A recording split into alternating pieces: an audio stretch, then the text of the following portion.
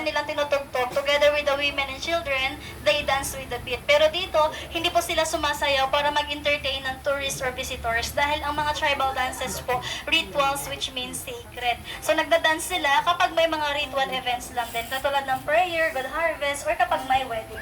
Now naman po ipi-play nila ang kanilang native guitar. So, before the arrival of modern guitars, bago pa man tayo nagkaroon ng 6-string guitar, ang Palauan tribe ay meron ng sariling 2-string na native guitar. Nasa aklat din po natin ito, considered po yan as one of the first guitars in the Philippines. Okay, ang tawag po dyan is Kudyapi or Kudtugan.